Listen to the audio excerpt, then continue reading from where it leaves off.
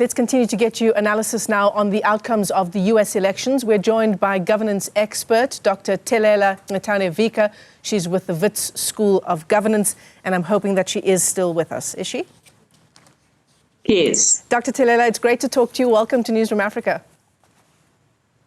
Good afternoon, Michelle, and the viewers of Newzroom Afrika on this day that many are still shell-shocked.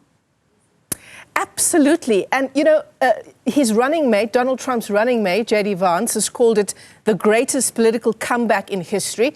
I suppose it's hard to argue with that.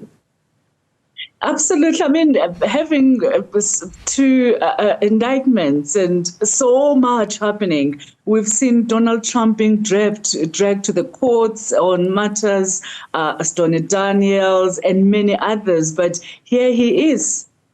Yeah, Vanity Fair calls him a twice-impeached, convicted felon with authoritarian impulses, and he will be heading back to the White House. There are a lot of numbers there when we talk about Donald Trump, Dr. Thelela. 34 felony counts, 1 conviction, 2 cases pending, 2 impeachments, 6 bankruptcies, and 4 more years of Donald Trump in the White House. Yeah. Yes, I mean, and now he's got the Senate and is likely to get the House. So he's got so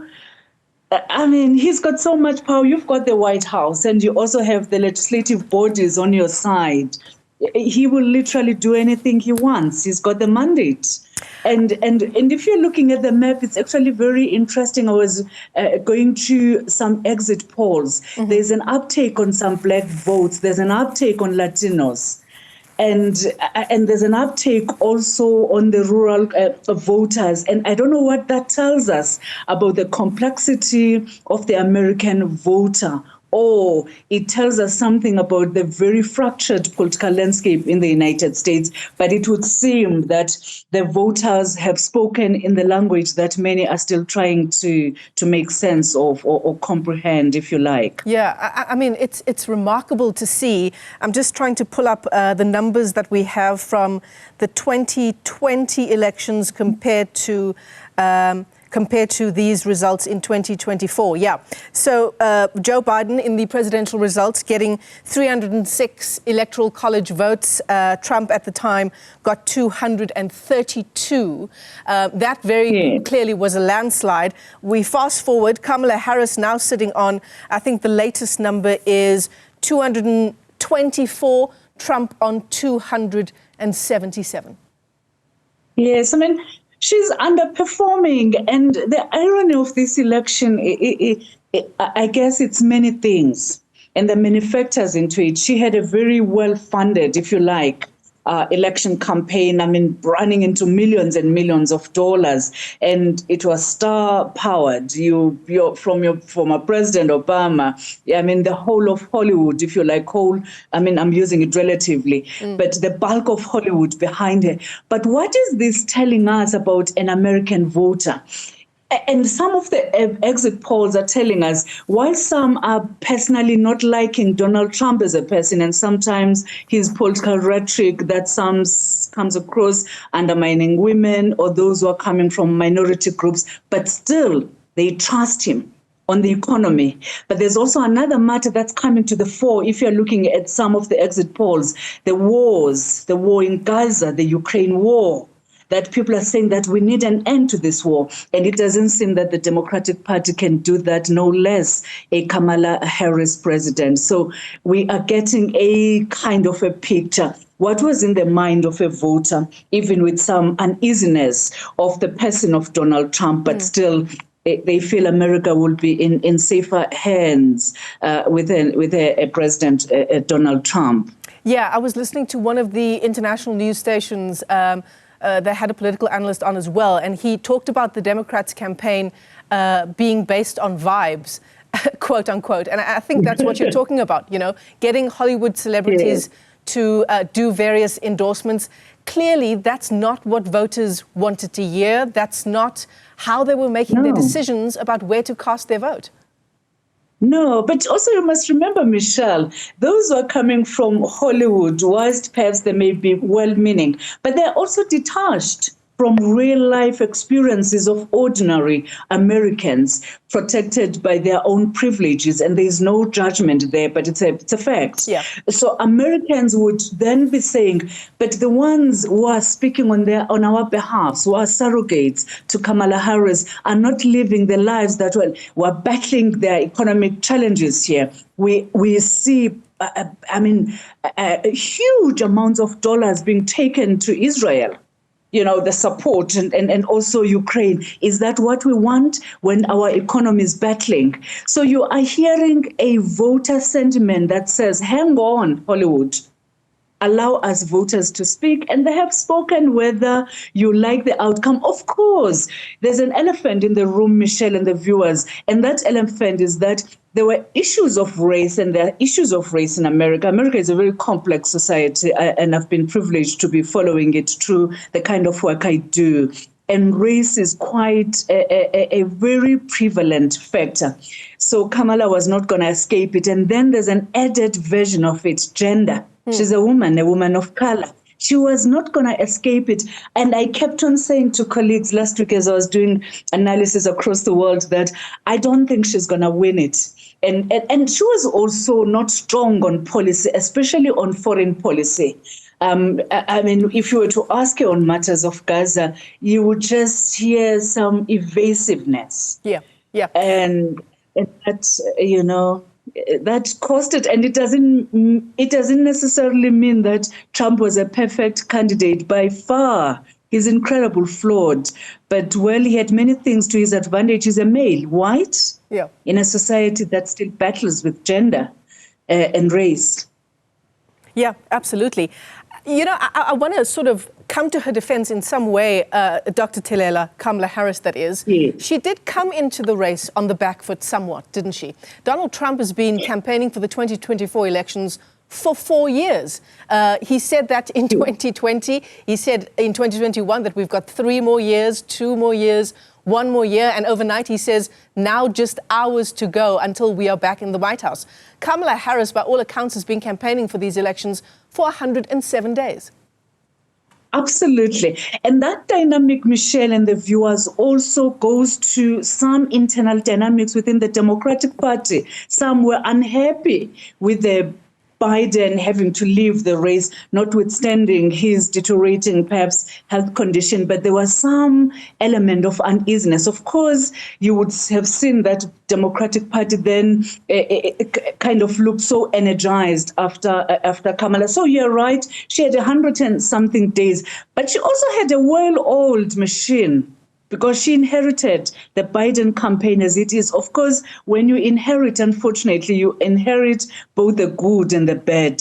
So there was some advantage. The pumping of the money, we've never seen it in those scales, but also there was inheritance of challenges. If there are challenges of economy in the United States, it would have happened under her and under her direction with Biden. And then you had a complicated issue of migration, and she was equally but not coming across very convincingly on it. So there were quite a few things that worked against her. Do you think that former President Joe Biden, well, soon to be, that he should have come into the 2020 elections, he should have entered the White House in 2020 and pulled a Nelson Mandela and said, I'm going to serve 1 term and then we'll have another candidate for 2024? Perhaps in hindsight. Because the Joe Biden of 2024 is definitely a different Joe Biden of 2020, and you can't blame him. I mean, I'm a different person I was 4 years ago. We all grow and things happen to ourselves as we grow. So perhaps in hindsight, but I think there was also an element of clumsiness by the Democratic Party handling his transition. I mean, your George Clooney is coming to the fore, and there was some uneasiness you could see within the Biden camp, some feeling betrayed by the closest, your Nancy Pelosi, amongst others. Whilst if you are listening to what Pelosi and your Clooney's were saying was that we had seen this decline. So we're trying to rescue the party and also exiting with dignity. So maybe you're correct that in hindsight, but Biden is going to live with some history looking back at him with some kind of smile, he would be the only man then who would have defeated Trump. So I guess it's no all lost for him at a personal level and also for his political career. Yeah, certainly. I want to ask you, Dr. Thelela, how much of even this result in the US is down to Kamala Harris's performance as vice president and even her ratings in the White House in that deputy position? To a larger extent, it does. I mean, if you are thinking of a Kamala Harris and you're an American, notwithstanding those who are watching like us from all over the world, because African-American elections matter for a number of reasons. But if you're an American, what do you remember Kamala Harris about? It's not clear. And then the Kamala Harris, the candidate, is also unclear. So you've got a problem. She carries that legacy from the White House, but also as a candidate, it seemed to me she battled to transcend that baggage of the White House, even as a candidate. And I mean, there was one time I was watching her, she was asked about the Gaza matter, she just said peace. And I was saying to myself, but what does that mean? How does it look like? You're going to be a president of the free, and you're going to be really, the free world will be looking at you. You must be clearer. Policies must be succinct, have the detail. Whether it was a question of pressure of the duration of the campaign, really, I don't know. But she did carry that baggage, no doubt, Michelle. And I think it haunted her until the early hours of this morning, as all now we know. Yeah. And as we said, Donald Trump already holding his victory rally in some respects. Kamala Harris has yet to concede defeat in these elections. What does this mean now for the global stage, Dr. Thelela? We saw the rand tanking overnight, or starting to tank overnight, and I've seen a number of other currencies also in the red just this afternoon. How do you gauge that kind of impact on the markets? Well, Donald Trump as a president of the United States comes with a lot of complexities, his own rhetoric, and that rhetoric sometimes doesn't land well, especially for us who are coming from the global south, his posture and how he sees us in a more not favorable way, as you would know. And that baggage is part of him. But there are also those who are coming from the global south who feel that the current global climate, especially of the wars in Ukraine and in Gaza, only a Trump presidency can bring an end to it. Now, that remains to be seen. So there's a sort of a mixed bag, because Donald Trump is unconventional, full of hyperboles. I mean, there's a lot around him. But, it would seem that I'm sure President Putin, President Netanyahu, and I saw also Nigel Farage from the United Kingdom, some pockets are happy. But I suspect around Europe, especially those within NATO, there would be some reluctance. But there's an advantage that they have worked with him, so they understand the person of the Trump. But I don't think he's an easy person to work with, because Trump does things very unconventional. For us in Africa, I think it's a totally different ball game. Whether trade deals like AGOA, amongst others, will be continued. We can only see and wait. Yeah, and just a final thought from you, Dr. Thelela, on the polls that all of us were watching in the build-up to the election. The polls that put the distance between Donald Trump and Kamala Harris at 1%, 1.2%, 1.3%. Yes. I must say, Michelle and the viewers, I was skeptical of the polls. They were giving me, if I were to use the word that's used by my children in this generation, they were giving me vibes of caution. And I understood that caution in the backdrop of the Hillary really astonishing defeat. And polls took a beating, a really, really hard beating. It felt too close. And if you're looking now on all the 7 battle states, 7, not just one, Donald Trump is taking all of them. Sure.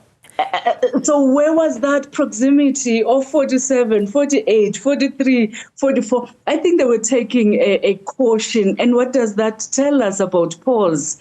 Well, challenges around it, but it does not necessarily mean that they don't have value. But I had feelings that that campaign was losing something. When I would listen to her as a candidate, I thought, I don't think this message is landing to the Americans. Yeah. And well, whether it appears, Dr. Thelela, that you were very, very right. I think all of the news wires are now going with a Trump victory. Certainly a stunning day in the US and I think across the world, people are perhaps scratching their heads. Others are probably celebrating. But it's been a great pleasure talking to you about all things US elections. Dr. Thelela Ngcetane-Vika is a governance expert with Wits School of Governance. Plenty more